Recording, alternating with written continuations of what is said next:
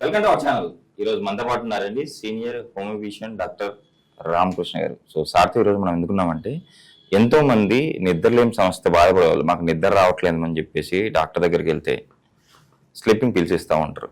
So ఆ pills వేసుకోవడం వల్ల చాలా సైడ్ ఎఫెక్ట్స్ ఉంటాయని కూడా చెప్తా ఉంటారు. బట్ దానికి అడిక్ట్ అయిన తర్వాత అక్కడి నుంచి బయటపడాలంటే చాలా ఇబ్బంది పడుతూ ఉంటారు. బట్ అలాంటి వాళ్ళందరికీ ఈరోజు ఒక మంచి హోమ్ రెమెడీ చెప్తా, అసలు నిద్రలేని సమస్య వస్తే ఎలాంటి ప్రాబ్లమ్స్ వస్తాయో కూడా వివరిస్తా అని చెప్పేసి అంటున్నారు సార్. సో సార్ ద్వారానే ఈ విషయాలని తెలుసుకుందాం. నమస్తే సార్. నమస్తే సార్. సార్, నిద్రలేని సమస్య ఇది ఒక పెద్ద ప్రాబ్లం అయిపోయింది సార్. రాత్రి 1, 2, 3 ఒక్కోసారి 1 day 2 day 3 days కూడా నిద్ర లేకుండా అలాగే ఉండే వాళ్ళు ఉన్నారు. సో ఈ ప్రాబ్లం వచ్చినప్పుడు స్లీపింగ్ పిల్స్ తీసుకోవడం కామన్ అయిపోతుంది. సో అది స్లీపింగ్ పిల్స్ రెగ్యులర్ గా తీసుకుంటే చాలా వరకు ప్రాబ్లమ్స్ ఉంటాయి. మనం దానికి అడిక్ట్ అయితే గానీ మన బాడీలో చాలా వరకు చేంజెస్ వస్తాయని చెప్పేసి అంటున్నారు కదా, ఎలా సార్? సార్, ఇప్పుడు మీరు నిద్రలేమి సమస్య అంటున్నారు. అసలు ప్రతి ఒక్కరూ నిద్రలేమి కోసము జనరల్గా మీరు మెలటోనిన్ అని వేసుకుంటున్నారు ఈ మధ్య కాలంలో, తెలుసా? Okay sir. రీసెంట్ టైమ్స్లో నా దగ్గర ఒక పేషెంట్ వచ్చినాడు, 40 years ఉంటారు సార్. నిద్ర పట్టట్లేదని ఆయన ఏం చేసిండు, సరే ఎక్కడో ఆన్లైన్లో చదివిండు, అమెజాన్లో దొరుకుతుంది కానీ మెలటోనిన్ అని తీసేసుకొని టాబ్లెట్స్ తీసుకొని వేసుకుంటున్నాడు. ఓకే, మెలటోనిన్ అని టాబ్లెట్ తీసుకొని వేసుకుంటే మంచిగా నాకు నిద్ర వస్తుందని వేసుకున్నాడు. ఒక వారం బాగానే ఉంది, నిద్ర వచ్చింది. దాని తర్వాత మళ్ళీ కొన్ని రోజులు అయినాక మళ్ళీ ఆ సమస్య వచ్చింది. ఓకే, అర్థమైందా? అంటే ఆ మెలటోనిన్ వేసుకున్నా కూడా అది పనిచేయట్లేదు అతనికి.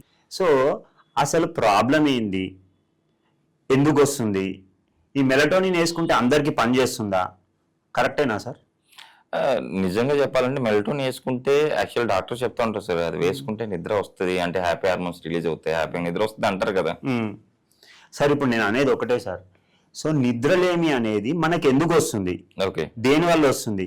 రకరకాల జనాలు ఉంటారు, రకరకాల సమస్యలు ఉంటాయి.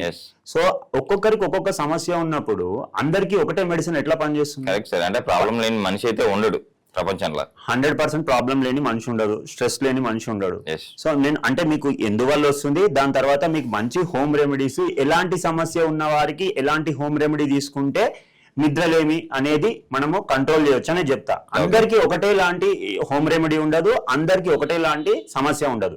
సో ఏ సమస్యతో బాధపడుతున్నారో వాళ్ళకి ఆ సమస్యకి అనుగుణంగా మనం హోమ్ రెమెడీ ఇస్తే ఆటోమేటిక్ గా స్లీప్లెస్నెస్ అని కంట్రోల్ అవుతుంది. మీకు ఎగ్జాంపుల్ చెప్పినా సార్, ఇప్పుడు 38 years అబ్బాయి నా దగ్గరికి వచ్చిండు. ఏంటి సార్ నిద్రలేమి సమస్య ఉన్నాయి, ఏంటి ప్రాబ్లం అని చూస్తే వాళ్ళ వైఫ్ కి కొంచెం పర్సనల్ గా ఇష్యూ ఉంది. సో ఆయనకి వైఫ్ మధ్యలో ఇష్యూ ఉండడం వల్ల ఆయనకి స్ట్రెస్ డెవలప్ అయిపోయి ఆటోమేటిక్ గా నిద్రలేని సమస్య వచ్చింది. సో ఇప్పుడు అలాగే ఒక పెద్ద ఆయన వచ్చింది నా దగ్గరికి. ఫర్ ఎగ్జాంపుల్ మన ఈ నిజాంపేట అని హైదరాబాద్ లో ఒక ఏరియా నుంచి వచ్చిండు సార్. ఆయనకి దాదాపు లేదన్న ఒక 500 కోట్ల ప్రాపర్టీ ఉంటది. ఓకే, 2 అబ్బాయిలు, తర్వాత ఒక అమ్మాయి, అందరు US లో ఉంటారు. సో వైఫ్ అండ్ హస్బెండ్ ఇద్దరు ఉండేవాళ్ళు. సో సడన్ గా 6 months బ్యాక్ ఏమైంది, వైఫ్ హార్ట్ స్ట్రోక్ తోటి చనిపోయింది. సో అంత ప్రాపర్టీ ఉంది, ఒక పెద్ద విల్లాలో 20-25 కోట్ల విల్లాలో ఒక్కడే ఉంటాడు. పిల్లలేమో అమెరికాలో ఉంటారు, చూసుకునేవారు లేరు. ఇప్పుడు ఆయన ఆలోచించి నేను ఇంత సంపాదించిన నన్ను చూసుకునే వాళ్ళు లేడు, కనీసం ఆయన పొద్దున వాటర్ అడిగితే ఇచ్చేవాళ్ళు లేడు, భోజనం పెట్టేవాళ్ళు లేడు, తిండి అసలు తిన్నావా లేదా అని అడిగేవాళ్ళు లేడు, అంటే పిల్లలు ఎక్కడో లాంగ్ లో ఉన్నారు. సో ఇవన్నీ ఆలోచిస్తూ ఉంటే ఆయనకి వైఫ్ అండ్ హస్బెండ్ ఇద్దరు ఉన్నంత కాలం బాగానే నిద్రపోయేవాడు, బాగానే అందరితో తిరిగేవాడు, ఇంటరాక్షన్ బాగానే ఉంది, అంతా ప్రాపర్ గా జరిగింది. వైఫ్ చనిపోయినాక ఏమైపోయింది, ఒకటే ఒంటరితనంతో ఉండేవారికి ఆయనకేమో ఇక్కడ అలవాటు అయిపోయింది. యూఎస్కి వెళ్తే వాళ్ళందరూ సెడెంటరీ లైఫ్, వాళ్ళు అందరు ఆఫీస్లోకి వెళ్ళిపోతారు. ఉన్నాడు ఒక 20 days 30 days వైఫ్ చనిపోయాక, తర్వాత హైదరాబాద్ రిటర్న్ వచ్చేసిండు. ఇప్పుడు విల్లాలో ఉంటాడు, ఎవ్వరు ఉండరు, మాట్లాడి కనీసం పలకరించే వాళ్ళు లేడు. సో అతను ఆలోచించి ఆ స్ట్రెస్ లో ఆయనకి నిద్రలేమి సమస్య డెవలప్ అయిపోయింది. ఇప్పుడు ఆయనకి మెలటోనిన్ వేసుకొని, ఫర్ ఎగ్జాంపుల్ చిన్న పిల్లలు ఉంటారు సార్, చిన్న పిల్లల్లో కొంతమందికి నిద్రలేమి సమస్య ఉంటది. ఫర్ ఎగ్జాంపుల్ ఎట్లా అంటే, అడినాడు చిన్న పిల్లలు పడుకుంటారు, వాళ్ళకి రాత్రి శ్వాస అందకుండా వాళ్ళు లేచి అటు ఇటు తిరుగుతుంటారు, వాళ్ళకు కూడా నిద్ర డిస్టర్బ్ అవుతుంది. సో ఆయనకి ఈ పెద్ద ఆయనకి ఇద్దరికి సేమ్ మెలటోనిన్ టాబ్లెట్స్ ఇస్తే పనిచేస్తుందా? పనిచేయదు కదా సార్. సో వీళ్ళ సమస్య ఏంది, దానికి అనుగుణంగా మెడిసిన్ ఇవ్వాలి, వీళ్ళ సమస్య ఏంది, దానికి అనుగుణంగా మెడిసిన్. సో ఈ పెద్ద ఆయనకు స్ట్రెస్ ఎక్కువ అయిపోయింది. ఎప్పుడైతే మన శరీరంలో స్ట్రెస్ ఎక్కువైపోతుందో ఆటోమేటిక్ ఏమైపోతుంది, మెగ్నీషియం అనేది తగ్గిపోతుంది. సో మెగ్నీషియం తగ్గిపోతే ఏమైతుంది అంటే మన బ్రెయిన్ కి కావాల్సింది ఏంటంటే స్లీప్ కోసం మెగ్నీషియం చాలా ఇంపార్టెంట్. ఓకే. దాంతో పాటు మ్యాంగనీస్ కూడా చాలా ఇంపార్టెంట్. కొన్ని సార్లు ఇవి తగ్గిపోతే, జింక్ తగ్గిపోతే, కాల్షియం తగ్గిపోతే, ఇప్పుడు కొంతమందికి మోకాలు నొప్పులు ఉంటాయి సార్. మోకాలు నొప్పులతో బాధపడుతున్న వాళ్ళకి సివియర్ పెయిన్స్ ఉంటాయి. సో ఆ పెయిన్ వల్ల వాళ్ళకి ఏమవుతుంది, నిద్రలేమి ఉంటుంది. ఓకే. సో పెయిన్ వల్ల నిద్రలేమి ఉన్న వాళ్ళకి మళ్ళీ ఒక సపరేట్ మెడిసిన్ ఇవ్వాల్సి వస్తుంది, దానికి సపరేట్ హోమ్ రెమెడీ చెప్పాల్సి వస్తుంది. సో ఈ పెద్ద ఆయనకి ఏమైపోయిందంటే స్ట్రెస్ ఎక్కువైపోయేసరికి మెగ్నీషియం తగ్గిపోయింది. సో మెగ్నీషియంతో పాటు ఆయనకి ఏమైపోయింది అని అంటే కొంచెము ఫ్యాటిక్, వీక్నెస్ ఇవన్నీ డెవలప్ అయిపోయినాయి. ఆలోచించి కొంచెం నరాల బలహీనత కూడా వచ్చేసింది. ఓకే. సో ఇప్పుడు మనకు కావాల్సింది ఏంది, పెద్ద ఆయనకి ఇవ్వాల్సిన మెడిసిన్ స్ట్రెస్ వల్ల తగ్గిన మెగ్నీషియం రిలేటెడ్, దాని తర్వాత ఈ నరాల బలహీనత వల్ల తగ్గిన జింక్ డెఫిషియన్సీ రిలేటెడ్. ఈ రెండు రిలేటెడ్ ఉన్న మెడిసిన్ మనం ఆయనకి ఇస్తే, ఇప్పుడు మెగ్నీషియం సంబంధించిన మెడిసిన్, జింక్ కి సంబంధించిన మెడిసిన్ ఇస్తే ఆటోమేటిక్ ఏమవుతుంది, ఆయన స్ట్రెస్ కామ్ అయిపోతుంది. స్ట్రెస్ లెవెల్స్ ఎప్పుడైతే కామ్ అవుతాయో, ఈ నరాల బలహీనత, ఇంకొకటి నర్వస్ సిస్టమ్ ఎప్పుడైతే డిస్టర్బ్ అయ్యిందో అది కామ్ అవుతుందో ఆటోమేటిక్ ఏమవుతుంది, మెల్లిమెల్లిగా ఆయనకి కొంచెం కౌన్సిలింగ్ కూడా ఇవ్వాల్సి వస్తుంది. ఓన్లీ మెడిసిన్ తో కాదు, మనం ఆయన కౌన్సిలింగ్ ఇచ్చేసి మీరు ఇలా ఉన్నారు, మీరు ఇలా చేయాలి. సో మీరు మీ 40 years 35 years ఏజ్ లో మీరు కూడా కష్టపడ్డారు కాబట్టి ఇంత ప్రాపర్టీ ఉంది, మీ పిల్లలు కూడా ఈ ఏజ్ లో ఉన్నారు కాబట్టి ఇలా ఉన్నారు.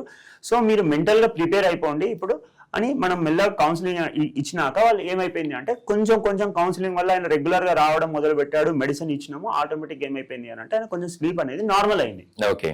సో అందరికీ ఒకటే కాదు. సో మెగ్నీషియం రిచ్ ఉన్న ఫుడ్స్, మన మెగ్నీషియం రిచ్ ఉన్న ఫుడ్స్ ఏముంటాయి సార్, ఇలాంటి కేసెస్ లో ఇప్పుడు మనం చెప్పాను కదా పెద్ద ఆయన కేసులో, ఇలాంటి కేసెస్ లో మనం ఆయనకి ఏం చెప్పినాము అని అంటే వాల్నట్ రోజు నానబెట్టుకొని తినండి అని చెప్పినాం. ఓకే. సో వాల్నట్ రోజు ఎందుకంటే వాల్నట్ లో చాలా మెగ్నీషియం ఉంటుంది. దాని తర్వాత మనం కిస్మిస్ లో నానబెట్టుకొని తినమని చెప్పినాము, ఎందుకంటే అందులో జింక్ ఉంటుంది. దాని తర్వాత పంకిన్ సీడ్స్ తినమని చెప్పినాము. సో ఈ పంకిన్ సీడ్స్ తీయడం వల్ల ఏమవుతుంది, అందులో కూడా మెగ్నీషియం, జింక్ చాలా ఎక్కువ ఉంటుంది. సో ఎప్పుడైతే ఇంకొకటి ప్రతి ఒక్కరు గుర్తుపెట్టుకోండి, నిద్రలేమి సమస్య ఉన్న ప్రతి ఒక్కరు, అది చిన్నవాడైనా పెద్దవాడైనా మధ్య వయసులో అయినా వృద్ధాప్యులైనా ఎవరైనా సరే ఒక్కటి మాత్రం ఖచ్చితంగా చేయాలి సార్. ఆ ఒక్కటి ఏంటంటే compulsory antioxidants foods compulsory తీసుకో. యాంటీ ఆక్సిడెంట్స్ అంటే ప్రతి ఒక్కరు antioxidant, antibacterial, antiviral అని ప్రతి ఒక్కరు చెప్తున్నారు. అసలు యాంటీ ఆక్సిడెంట్ అంటే ఏంటి సార్? యాంటీ ఆక్సిడెంట్ అంటే ఏంటి అని అంటే, ఇప్పుడు ఐరన్ ఉంటది కదా సార్, ఓకే, ఇనుము తుప్పు పడుతుందా లేదా? పడుతుంది సార్. తుప్పు పడితే ఏమవుతుంది, పని చేయకుండా పోతుంది.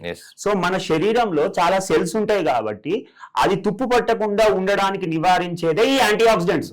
ఓకే, అర్థమైందా? అంటే సెల్స్ డ్యామేజ్ కాకుండా, ఇప్పుడు క్యాన్సర్ లో ఏమంటారు, సెల్స్ డ్యామేజ్ అయిపోతాయి అని అంటారు.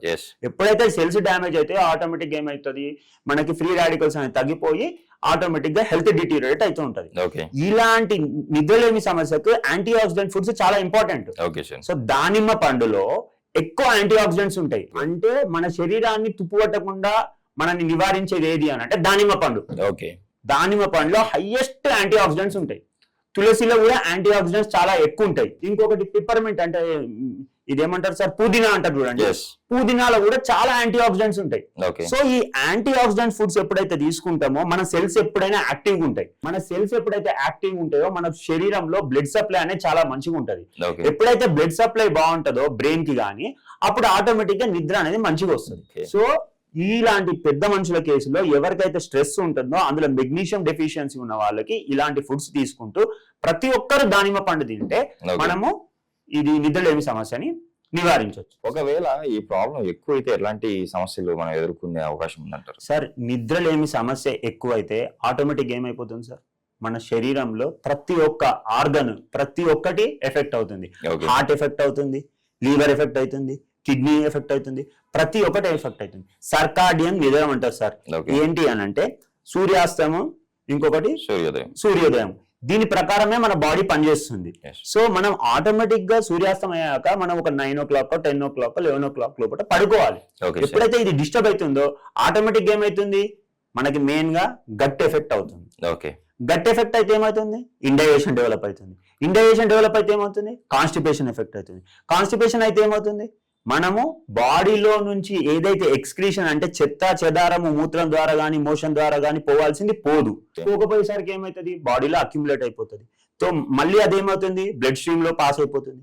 సో మళ్ళీ డిస్టర్బెన్స్, ప్రతి ఒక్క హెల్త్ టోటల్ గా ఒక నిద్రలేని సమస్య మనము నెగ్లెక్ట్ చేస్తే బాడీలో మన పార్ట్స్ అన్ని ఎఫెక్ట్ అయ్యే అవకాశం ఉంది. హెల్త్ ప్రాబ్లమ్స్ మనమే కొని తెచ్చుకున్న వాళ్ళం అవుతాం. చాలా చాలా చాలా చాలా ఆర్గన్స్, చాలా అన్ని విషయాలలో మనకి ఎఫెక్ట్ అవుతుంది నిద్రలేమి సమస్య.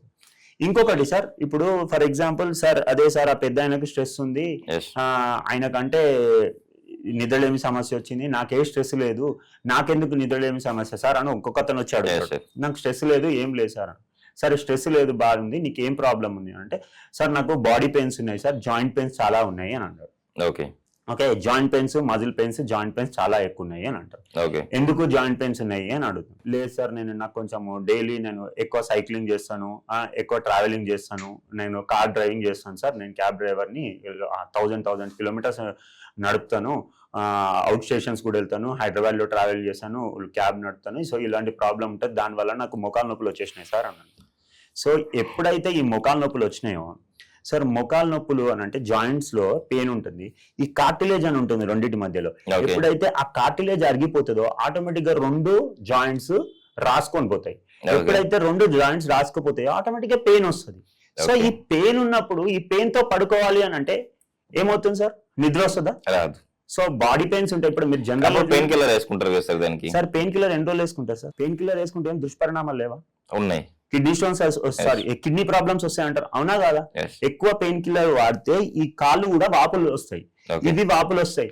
సో పెయిన్ కిల్లర్స్ అనేది మీరు ఏ డాక్టర్ దగ్గరికి వెళ్ళినా కానీ పెయిన్ కిల్లర్స్ రెగ్యులర్ వాడాలని ఏ డాక్టర్ చెప్పాడు. సో సరే సార్, మరి ఇప్పుడు అరిగిపోయింది ఏం చేయాలి సార్? అరిగిపోయింది కొత్త ఉత్పత్తి కాదు కదా సార్ అని అంటారు. మీరు కాల్షియం రిచ్ ఫుడ్స్ తింటే, ఆటోమేటిక్ గా మెగ్నీషియం రిచ్ ఫుడ్స్ తింటే, ఇంకొకటి సార్ ఉత్పత్తి కాదు ఈ కార్టిలేజ్ అని చెప్పినాను కదా, 2 జాయింట్స్ మధ్యలో మీరు అందరు కంపల్సరీ గమనించాల్సింది ఏంటంటే, ఈ 2 జాయింట్స్ మధ్యలో కార్టిలేజ్ అనేది ఉంటది. సో దానికి కావాల్సింది ఎవరిని అడిగినా, చిన్న పిల్లవాడిని అడిగినా కానీ బోన్స్ లో మనకు అవసరం ఏంటి అని అంటే, ఏంటి సార్ బోన్స్ కి బొక్కలకు కాల్షియం. కానీ మీకు ఒకటి తెలుసా, ఈ 2 బోన్ల మధ్యలో ఉండే కార్టిలేజ్ కి కావాల్సింది ఏంటి sir? I don't know sir. Manganese. Manganese అనేది చాలా ఇంపార్టెంట్. సో ఈ మ్యాంగనీస్ ఎప్పుడైతే మనకి శరీరంలో కరెక్ట్ మోతాదులో ఉంటుందో ఆటోమేటిక్ గా ఈ కార్టిలేజ్ పునరుత్పత్తి అయ్యే అవకాశం చాలా ఎక్కువ. సో మళ్ళీ అంటే రీక్రియేట్ అవుతుంది అని చెప్పేసి అంటున్నారు కదా, బట్ మన బాడీలో ఏ ఆర్గాన్ అయినా డ్యామేజ్ అవుతే మళ్ళీ రీక్రియేట్ అవ్వదు. ఒక లివర్ ని మనం కట్ చేస్తే లివర్ మాత్రం పెరుగుతుంది అంటాము. సో కార్టిలేజ్ ఎట్లా పెరుగుతుంది సార్? కార్టిలేజ్ కి కావాల్సింది ఏంటి అని అంటే, ఇప్పుడు సార్ మ్యాంగనీస్ డెఫిషియన్సీ వల్ల ఉంటే, నేను ఒకటి అంటున్నా, శరీరంలో ఇప్పుడు మనకు కొన్ని ఎలిమెంట్స్, ఇప్పుడు ఐరన్ తగ్గింది సార్, ఐరన్ సరిగా తీసుకుంటే మనకు ఆటోమేటిక్ గా ఉత్సాహం వస్తుందా లేదా? వస్తుంది. అలాగే మ్యాంగనీస్ తగ్గితే ఈ కార్టిలేజ్ అనేది కరెక్ట్ గ్రోత్ ఉండదు. సో అలాంటి పేషెంట్స్ లో మ్యాంగనీస్ ఇచ్చినప్పుడు ఆటోమేటిక్ గా గ్రోత్ వస్తుంది. సో ఆటోమేటిక్ గా గ్రోత్ వస్తే ఏమవుతుంది అంటే పెయిన్ తగ్గిపోతుంది. పెయిన్ తగ్గిపోతే ఆటోమేటిక్ గా మన నిద్రలేమి సమస్య అనేది మనం రెక్టిఫై చేయవచ్చు.